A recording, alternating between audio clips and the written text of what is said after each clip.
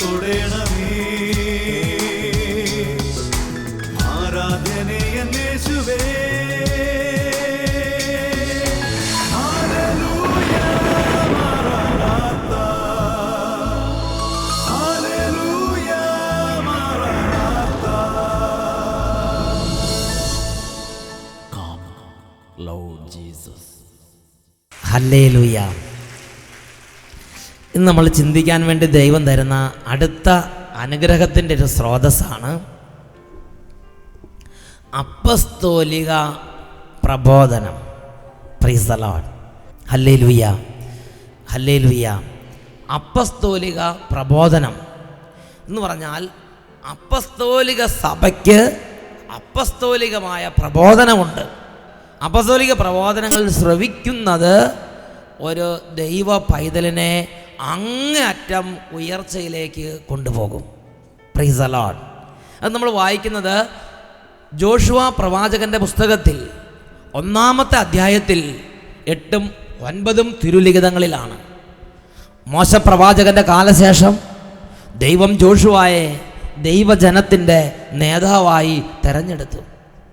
അങ്ങനെ ദൈവജനത്തിന് നേതൃത്വം കൊടുത്ത് ജനനേതാവായി വിരാജിക്കുന്ന ജോഷുവ ദൈവത്തിൻ്റെ പ്രിയനാണ്. ദൈവത്തിൻ്റെ പ്രിയനായ ഈ ജോഷുവ ഒരിക്കലും ഒരു സ്ഥലത്തും പരാജയപ്പെടാതെ എപ്പോഴും ഉയർച്ചയിൽ നിന്ന് ഉയർച്ചയിലേക്ക് പോകാൻ ദൈവത്തിന് ആഗ്രഹം ഉണ്ടായിരുന്നു. അത് ജോഷുവയെക്കുറിച്ചുള്ള ദൈവത്തിൻ്റെ സ്വപ്നമാണ്. അവൻ എപ്പോഴും ഉയർച്ച ഉണ്ടാകണം. അവൻ പല രാജാക്കന്മാരോട് യുദ്ധത്തിന് പോകും. രാജാക്കന്മാരോട് യുദ്ധത്തിന് പോകുമ്പം ആ യുദ്ധത്തിലെല്ലാം അവൻ ജയിക്കണം. അവൻ പല കുരുട്ടുബുദ്ധികളോട് ഇടപെടേണ്ടി വരും, പല തന്ത്രശാലികളോട് ഇടപെടേണ്ടി വരും. അങ്ങനെയുള്ള തന്ത്രശാലികളോട് ഇടപെടുമ്പോൾ അവന് വിജയം വേണം. എൻ്റെ ദാസനായ ജോഷുവയ്ക്ക് എപ്പോഴും വിജയം വേണം. ഇത് ദൈവത്തിൻ്റെ ആഗ്രഹമായിരുന്നു. ഈ ആഗ്രഹം ദൈവം ജോഷുവയെ വന്ന് അറിയിക്കുന്നുണ്ട്. എന്നിട്ട് ദൈവത്തിൻ്റെ ഈ ആഗ്രഹം ജോഷുവയുടെ ജീവിതത്തിൽ നടപ്പാകാൻ വേണ്ടിയുള്ള വഴി ദൈവം ജോഷുവയ്ക്ക് പറഞ്ഞു കൊടുക്കുന്നുണ്ട്. എല്ലാ രാജാക്കന്മാരുടെ മുമ്പിലും ഇവൻ തലയെടുപ്പോടെ നിൽക്കണം. എല്ലാ രാജ്യങ്ങളുടെ മുമ്പിലും ഉയർന്നു നിൽക്കണം. ഏത് ശത്രുവിൻ്റെ യുദ്ധത്തിന് പോയാലും ശത്രു താഴണം, ഇവൻ ഉയരണം. അങ്ങനെ ശത്രുവിൻ്റെ മുമ്പിൽ വിജയം ഇവനെപ്പോഴും വേണം. ഇവൻ എന്ത് തുടങ്ങിയാലും തൊടുന്നതെല്ലാം പൊന്നായി മാറണം. ഇതാണ് ചുരുക്കി പറഞ്ഞ ദൈവത്തിൻ്റെ ആഗ്രഹം. Price the Lord. ഹല്ലേലൂയ. അങ്ങനെ തൊടുന്നതെല്ലാം പൊന്നാകാൻ വേണ്ടി ജോഷുവയെക്കുറിച്ച് ദൈവത്തിന് ആഗ്രഹമുണ്ട്. അതിനുള്ള വഴിയും ദൈവം ജോഷുവയ്ക്ക് ഒന്ന് പറഞ്ഞു കൊടുക്കുന്നുണ്ട്. അതാണ് ജോഷുവയുടെ പുസ്തകം 1-ാം അധ്യായം 8-9 വാക്യങ്ങൾ നമുക്ക് വായിക്കാം. ന്യായപ്രമാണ ഗ്രന്ഥം എപ്പോഴും നിന്റെ അധരത്തിൽ ഉണ്ടായിരിക്കണം. അപ്പസ്തോലിക് ടീച്ചിങ് എന്ന് പറഞ്ഞാൽ ജോഷുവയ്ക്ക് തൊട്ട് മുമ്പുള്ള വലിയ അപ്പസ്തോലനായിരുന്നു മോശ. അപ്പം മോശയിലൂടെ ദൈവം ന്യായപ്രമാണ ഗ്രന്ഥം വചനം കൊടുത്തിട്ടുണ്ടായിരുന്നു, ബൈബിൾ. അപ്പോൾ ഈ ബൈബിളിൻ്റെ വചനങ്ങൾ എപ്പോഴും നിന്റെ അധരത്തിലും നിന്റെ ഹൃദയത്തിലും ഉണ്ടായിരിക്കണം. അടുത്തത്, അതിൽ എഴുതിയിരിക്കുന്നതെല്ലാം പാലിക്കാൻ നീ ശ്രദ്ധിക്കണം. അതിൽ എഴുതിയിരിക്കുന്നതെല്ലാം പാലിക്കാൻ നീ ശ്രദ്ധിക്കണം. അതിനെക്കുറിച്ച് രാവും പകലും ധ്യാനിക്കണം. വെറുതെ പോരാ. ഇന്ന് രാവും പകലും എന്തിനെക്കുറിച്ച് ചിന്തിച്ചുകൊണ്ടിരിക്കുന്നത്? കുട്ടികളാണെങ്കിൽ പരീക്ഷ എടുത്താൽ രാവും പകലും ചിന്തിക്കുന്നത് പരീക്ഷയെ കുറിച്ചായിരിക്കും. Price the Lord. ജോലിക്കാർ ഓഫീസിലെ കാര്യങ്ങളായിരിക്കും ചിന്തിക്കുന്നത്. രാഷ്ട്രീയക്കാർ രാഷ്ട്രീയത്തെക്കുറിച്ചായിരിക്കും ചിന്തിച്ചുകൊണ്ട് ഓരോരുത്തരും ഓരോ കാര്യങ്ങൾ ചിന്തിച്ചുകൊണ്ടിരിക്കുന്നു. Price the Lord. പ്രിയപ്പെട്ട സഹോദരങ്ങളെ, ദൈവത്തിൻ്റെ വചനം വ്യക്തമായി ദൈവമക്കൾക്ക് വെളിപ്പെടുത്തി തരുന്ന ഒരു രാജകീയ പാതയുണ്ട്. എപ്പോഴും വിജയം വരിക്കാൻ, എല്ലാ കാര്യത്തിലും ഒന്നാമനാകാൻ ആഗ്രഹിക്കുന്നുണ്ടെങ്കിൽ നീ രാവും പകലും ദൈവവചനത്തെക്കുറിച്ച് ചിന്തിക്കണം, ധ്യാനിക്കണം, മനനം ചെയ്യണം, ഓർക്കണം, ആലോചിക്കണം, കാണാതെ പഠിക്കണം, നോട്ട് ബുക്കിൽ എഴുതി എഴുതി പഠിക്കണം, വീട്ടിൽ പല സ്ഥലത്ത് എഴുതി എഴുതി തൂക്കിയിടണം. ഇത് നിസ്സാരമായ കാര്യമല്ല. ഇത് നമ്മുടെ ജീവിതത്തിലെ പ്രധാനപ്പെട്ട ഒരു ഡ്യൂട്ടിയാണ്. അടുത്തത്, അപ്പോൾ നീ അഭിവൃദ്ധി പ്രാപിക്കുകയും. അങ്ങനെ ചെയ്താൽ എന്ത് ഗുണമുണ്ടാവും? നീ അഭിവൃദ്ധി പ്രാപിക്കുകയും വിജയം വരിക്കുകയും ചെയ്യും. നീ വിജയം വരിക്കുകയും ചെയ്യും എന്ന് പറഞ്ഞാൽ നീ എവിടെ പോയാലും വിജയം നിനക്കുണ്ടായിരിക്കും. നീ എന്തു ചെയ്താലും അഭിവൃദ്ധി ഉണ്ടായിരിക്കും. അഭിവൃദ്ധി എന്ന് പറഞ്ഞാൽ എന്താ അർത്ഥം? പറ. അഭിവൃദ്ധി എന്ന് പറഞ്ഞാൽ ഈ വർഷം 1 ഏക്കർ ഭൂമിയാണെങ്കിൽ അടുത്ത വർഷം അത് 2 ഏക്കർ ഭൂമിയാകും. അതിൻ്റെ പേരാണ് അഭിവൃദ്ധി. ഈ വർഷം 5 ഏക്കർ ഭൂമി ഉണ്ടായിരുന്നു, അത് അടുത്ത വർഷം വന്നപ്പോൾ 2 ഏക്കറായ അഭിവൃദ്ധിയാണോ? അധോഗതി. അപ്പൻ്റെ കാലത്ത് ഓട്ടുവരയായിരുന്നു, മകൻ്റെ കാലത്ത് ടെറസായി. അഭിവൃദ്ധിയാണോ അധോഗതിയാണോ? ഉറക്കെ പറ. അധോഗതിയാ, അഭിവൃദ്ധി. അപ്പൻ്റെ കാലത്ത് ഒരു സ്കൂൾ ഹെഡ് മാസ്റ്ററായിരുന്നു, മകൻ്റെ കാലത്ത് ക്ലർക്കായി. അഭിവൃദ്ധിയാണോ? അധോഗതി. അപ്പൻ്റെ കാലത്ത് മോട്ടോർ സൈക്കിളായിരുന്നു, മകൻ്റെ കാലത്ത് കാറായി. അഭിവൃദ്ധി. പ്രിയപ്പെട്ട സഹോദരങ്ങളെ, എന്ന് പറഞ്ഞാൽ ദൈവം ആഗ്രഹിക്കുന്ന പ്രധാനപ്പെട്ടൊരു സംഗതി, നമുക്ക് ഓരോ വർഷം കഴിയും തോറും ഇപ്പോൾ ഉള്ളതിനേക്കാൾ മെച്ചപ്പെട്ട് അഭിവൃദ്ധിയാണ് ദൈവം ആഗ്രഹിക്കുന്നത്. Price the Lord, hallelujah. 4-ാം ക്ലാസ്സിൽ പഠിക്കുന്നത് വരെ 50-ൽ 49 മാർക്ക്, 4-ാം ക്ലാസ് വരെ. 7-ാം ക്ലാസ്സിലേക്ക് UP യിലേക്ക് കടന്നപ്പോൾ 50-ൽ 30, 35 ആയി. ഹൈസ്കൂളിലേക്ക് കടന്നപ്പോൾ 20, 10, 5, 0. അഭിവൃദ്ധിയാണോ അധോഗതിയാണോ? അധോഗതി, മുട്ടപ്പൂജ്യം. Praise the Lord. പ്രിയപ്പെട്ട സഹോദരങ്ങളെ, ഒരുപാട് കുട്ടികളുടെ കാര്യം ചിന്തിച്ചു നോക്ക്. പഠന മേഖലയിൽ അഭിവൃദ്ധിയല്ല, അധോഗതി. സ്വഭാവത്തിൻ്റെ മേഖലയിൽ അഭിവൃദ്ധിയല്ല, അധോഗതി. ഓരോ വർഷം കഴിയുമ്പോഴും സ്വഭാവം അധപ്പതിക്കുകയാണ്. കാരണം എന്താ? വചനം അറിയാൻ പാടില്ല. Price the Lord. കമ്പ്യൂട്ടർ അറിയാം, പല തോന്നിയാസങ്ങൾ അറിയാം, എന്നാൽ വചനം അറിയാൻ പാടില്ല. ഹല്ലേലൂയ. യേശുവേ സ്തോത്രം, യേശുവേ നന്ദി. പ്രിയപ്പെട്ട ദൈവമക്കളെ, ഇതല്ല ദൈവത്തിൻ്റെ ഭവനത്തിൽ ദൈവം ആഗ്രഹിക്കുന്നത്. ജോഷുവ പ്രവാചകൻ്റെ അടുത്ത് ദൈവം എന്ന് പറയുകയാണ്, നിനക്ക് എപ്പോഴും അഭിവൃദ്ധി ഉണ്ടാകാൻ, നിൻ്റെ കുടുംബാംഗങ്ങൾക്ക് എപ്പോഴും അഭിവൃദ്ധി ഉണ്ടാകാൻ, നിൻ്റെ സൈന്യത്തിന് എപ്പോഴും അഭിവൃദ്ധി ഉണ്ടാകാൻ, നിൻ്റെ രാജ്യത്തിന് എപ്പോഴും അഭിവൃദ്ധി ഉണ്ടാകാൻ, നിൻ്റെ ജനതയ്ക്ക് എപ്പോഴും അഭിവൃദ്ധി ഉണ്ടാകാൻ നീ ഈ കാര്യം ചെയ്യണം. ഒരു കുടുംബത്തിന് അഭിവൃദ്ധി ഉണ്ടാകണമെങ്കിൽ കുടുംബനാഥൻ ഈ കാര്യം ചെയ്യണം. എന്ത്? നീ രാവും പകലും വചനത്തെക്കുറിച്ച് ധ്യാനിക്കണം. നീ രാവും പകലും വചനത്തെക്കുറിച്ച് മനനം ചെയ്യണം. നീ അത് കാണാതെ പഠിക്കണം. അപ്പോൾ നീ അഭിവൃദ്ധി പ്രാപിക്കുകയും എല്ലാ കാര്യങ്ങളിലും വിജയം വരിക്കുകയും ചെയ്യും. ഹല്ലേലൂയ. അച്ഛനിത് മനസ്സിലായി, ഈ കാര്യം അച്ഛൻ ഏതാണ്ട് മനസ്സിലായി. അങ്ങനെ ഇരിക്കുമ്പോഴാണ് ഇതാ ഒരു കുടുംബത്തെ ഒരു വ്യക്തി അച്ഛൻ്റെ അടുത്ത് വന്നു. ആ വ്യക്തി അച്ഛനോട് പറഞ്ഞത് എങ്ങനെയാണ്? എൻ്റെ അച്ഛ, 6 കോടി ഉറുപ്പിക കട ഉണ്ടായിരുന്ന സമയത്ത് നാട്ടിൽ നിന്ന് ഓടിപ്പോന്ന പോലെ, ഒരു കള്ളനെ പോലെ, ഒരു കൊള്ളക്കാരനെ പോലെ ഞാൻ ഓടിപ്പോന്നതെന്ന് പറഞ്ഞ് പിടികൊടുക്കാതെ ഇംഗ്ലണ്ടിൽ വെച്ചിട്ടാണ് കണ്ടുകൊണ്ടിരുന്നത് ചേട്ടനെ. Price the Lord. എന്ന് പറഞ്ഞാൽ നെടുമ്പാശ്ശേരി വരെ ലുങ്കിയും തോർത്തൊക്കെ ഇട്ടിട്ട് പോന്നു, പണിക്ക് പോകണമല്ലേ. എന്നിട്ട് നെടുമ്പാശ്ശേരി വന്നിട്ട് അവിടുത്തെ ഉള്ളിൽ എവിടെ കയറിയിട്ട്, ബാത്റൂമിൽ എവിടെ കയറിയിട്ടാണ് പാൻസ് ഇട്ടിട്ട് ഫ്ലൈറ്റ് കയറിയിട്ട് പോകുന്നത്. കാരണം ഇദ്ദേഹം പാൻസ് നല്ല ഷർട്ടോ മുണ്ടോട്ട് പോരുകയാണെങ്കിൽ ഇയാൾ നാട് വിടുകയാണെന്ന് മനസ്സിലാക്കി ആളുകൾ പിടിച്ചു നിർത്തും.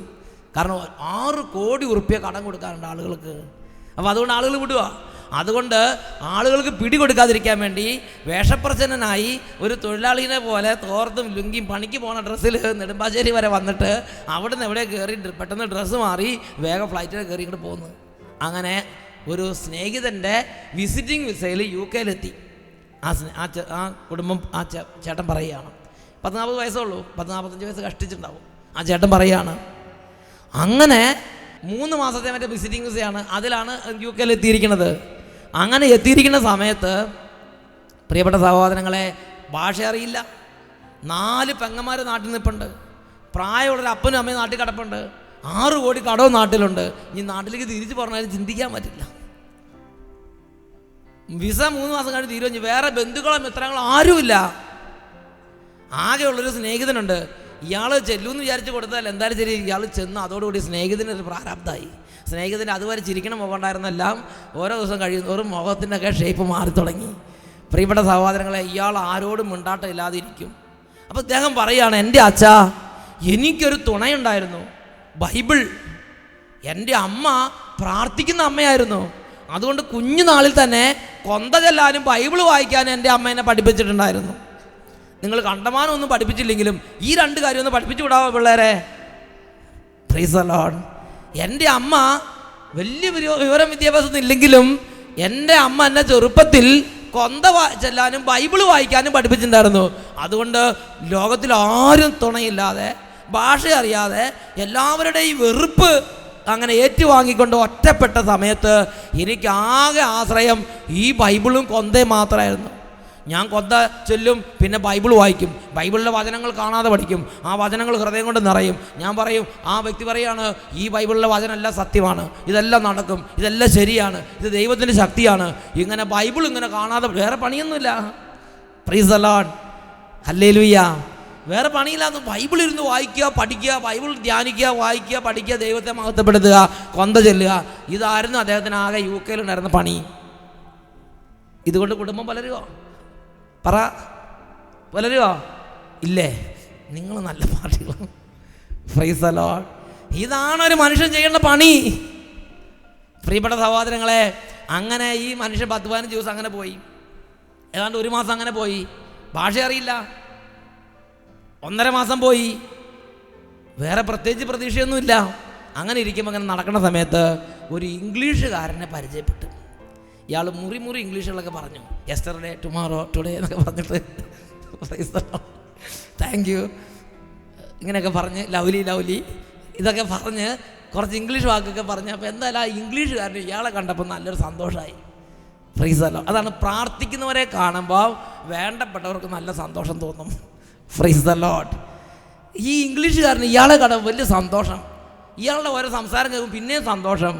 അദ്ദേഹം ആ ഇംഗ്ലീഷുകാരൻ്റെ പ്രത്യേകത, നേഴ്സുമാരെ ഇംഗ്ലണ്ടിലേക്ക് റിക്രൂട്ട് ചെയ്ത് അല്ലെങ്കിൽ തിരഞ്ഞെടുക്കുന്ന ബോർഡിലെ ഒരു ഇംഗ്ലീഷ് മനുഷ്യനായിരുന്നു. ആ ഇംഗ്ലീഷ് മനുഷ്യൻ ഇയാളോട് പറഞ്ഞു, കേരളത്തിൽ നിന്ന് നേഴ്സുമാരെ ഇംഗ്ലണ്ടിലേക്ക് കൊണ്ടുപോകാൻ വേണ്ടി ഉള്ള ആ ഒരു റിക്രൂട്ടിംഗ് പവർ ഇദ്ദേഹത്തിനോട് കൊടുത്തു. Price the Lord. ഇദ്ദേഹത്തെ അതിനകത്ത് ഒരു ഹെൽപ്പറാക്കി തിരഞ്ഞെടുത്ത്. പ്രിയപ്പെട്ട സഹോദരങ്ങളെ, ഏതാണ്ട് ഈ 2-3 വർഷം കൊണ്ട് അദ്ദേഹം ഇവിടുന്ന് ഒരു 10,000-ലധികം നേഴ്സുമാരെ ഇംഗ്ലണ്ടിലെത്തിച്ചു. അദ്ദേഹം പറയുകയാണ്, എൻ്റെ 6 കോടി കടവും വീടി, ഇപ്പോൾ ഒരുപാട് സ്വത്തുക്കളുമുണ്ട്. പിന്നെ അപ്പോഴത്തേനും അദ്ദേഹത്തിന് വേറെ ജോലിയും കിട്ടി. ഈ ഇംഗ്ലീഷ് മനുഷ്യൻ തന്നെ സഹായിച്ച് വേറെ ജോലിയും കിട്ടി. അദ്ദേഹത്തിൻ്റെ ഭാര്യനെ പിന്നെ അങ്ങോട്ട് കൊണ്ടുപോയി, അവർക്കും ജോലി കിട്ടി. മക്കളെ അങ്ങോട്ട് കൊണ്ടുപോയി, പിന്നെ കുറച്ച് ബന്ധുക്കളെ കൊണ്ടവർക്കൊക്കെ ജോലി കിട്ടി. എന്ന് അദ്ദേഹം പറഞ്ഞ എങ്ങനെയാണ്, എൻ്റെ കുടുംബം രക്ഷപ്പെട്ടത് മാത്രമല്ല, എനിക്ക് പരിചയമുണ്ടായിരുന്ന എല്ലാ കുടുംബങ്ങളും രക്ഷപ്പെട്ട് എൻ്റെ 6 കോടി കടം വീടി, ഇപ്പോൾ കോടിക്കണക്കിന് സ്വത്ത് വീട്ടിലുണ്ട്, എനിക്ക് ജോലിയുണ്ട്, ലക്ഷക്കണക്കിന് ശമ്പളമുള്ള ജോലിയുണ്ട്. പിന്നെ അതുകൂടാതെ ഓരോ നേഴ്സുമാരെ അവിടെ കൊടുക്കുമ്പോൾ എത്ര നിശ്ചിത സംഖ്യയുണ്ട്, അത് ഇവർക്ക് കിട്ടും. Price the Lord. അങ്ങനെ 10,000-ലധികം നേഴ്സുമാരെ അവിടെ എത്തിച്ച് ഒരുപാട് സമ്പത്തിൻ്റെ ഉടമയെ അദ്ദേഹം മാറി. അദ്ദേഹം പറയാണ്, 40-45 വയസ്സായിട്ടുള്ളൂ.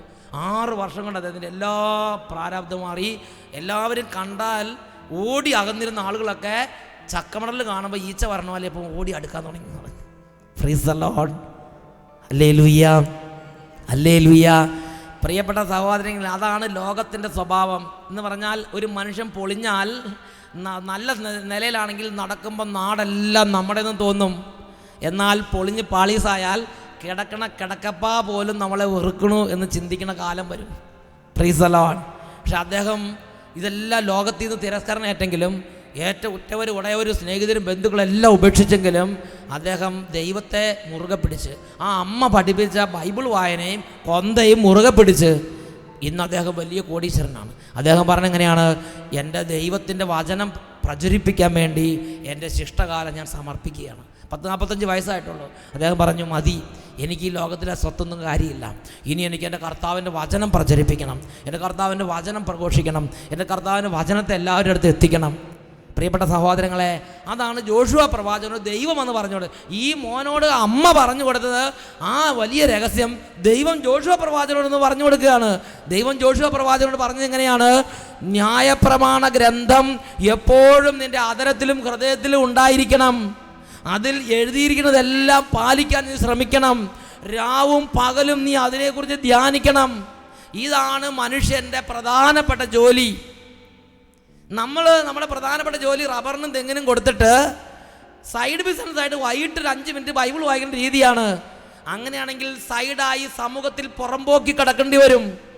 പ്രിയപ്പെട്ട സഹോദരങ്ങളെ, നമ്മുടെ പ്രധാനപ്പെട്ട ഡ്യൂട്ടി ദൈവത്തെ സ്നേഹിക്കുക, ദൈവത്തെ ആരാധിക്കുക, ദൈവവചനം പഠിക്കുക, ദൈവവചനം ധ്യാനിക്കുക. ഇങ്ങനെയുള്ള ദൈവിക കാര്യങ്ങളാണ് ഒരു ദൈവ വൈദ്യന്റെ പ്രധാന ജോലി. അതിനുശേഷം പിന്നെ ബാക്കിയുള്ള സമയത്താണ് മറ്റ് ഈ ലോകത്തിൻ്റെ തെങ്ങിന് വളരുന്നത്, റബ്ബറിന് വളരുന്നതെല്ലാം. അത് രണ്ടാമത്തെ സ്ഥാനം. Price the Lord. അങ്ങനെയെങ്കിൽ അവൻ്റെ ജീവിതത്തിൽ ദൈവവചനം അവൻ്റെ സമസ്ത മേഖലകളിലും വലിയ ഉയർച്ചയ്ക്ക് കാരണമായി തീരും. രണ്ട് കരങ്ങൾ ഉയർത്തി ഈ വചനത്തിൻ്റെ അഭിഷേകം നമ്മുടെ മേൽ നിറയാൻ, ഈ അപ്പസ്തോലിക പ്രബോധനങ്ങൾ, ദൈവവചനത്തിൻ്റെ പ്രബോധനങ്ങൾ സ്വീകാര്യമായി ഹൃദയത്തിൽ അത് താല്പര്യപൂർവ്വം സ്വീകരിക്കാനുള്ള അനുഗ്രഹം കിട്ടാൻ വേണ്ടി രണ്ട് കരങ്ങൾ ഉയർത്തി ഉറക്കെ സ്തുതിക്കാം. കരങ്ങൾ ഉയർത്തി ഉറക്കെ സ്തുതിക്കട്ടെ. ദൈവവചനത്തിന്റെ വലിയ അഭിഷേകം, ദൈവവചനത്തിന്റെ വലിയ നിറവ്, ദൈവവചനത്തിന് ഒരു ദാഹം, ദൈവവചനത്തിന് വേണ്ടിയുള്ള ഹൃദയ തുറവി, ഇതെല്ലാം ധാരാളം ഈ സമൂഹത്തിൽ നിറയട്ടെ കർത്താവേ. വചനത്തിന് വേണ്ടി ഹൃദയങ്ങളെ ഒരുക്കണമേ കർത്താവേ. വചനത്തിന് വേണ്ടി ആത്മാക്കളെ ഒരുക്കണമേ കർത്താവേ. വചനത്തിന് വേണ്ടി ജീവിതങ്ങളെ ഉണർത്തണമേ കർത്താവേ.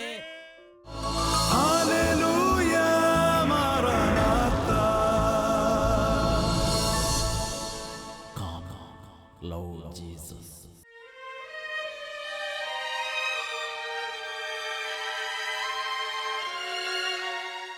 തന്നിലൂടെ ദൈവത്തെ സമീപിക്കുന്നവർക്ക്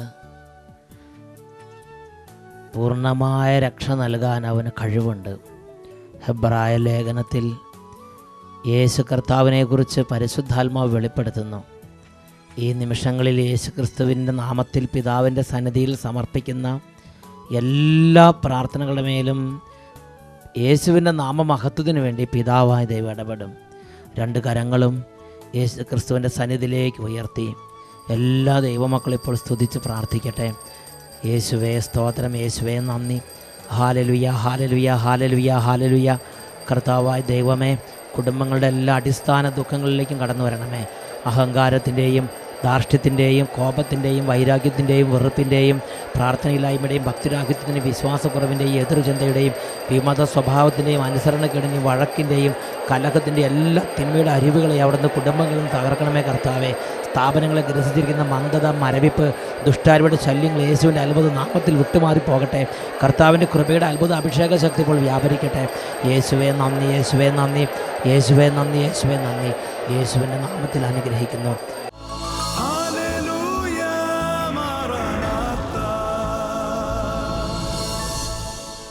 Come, Lord Jesus.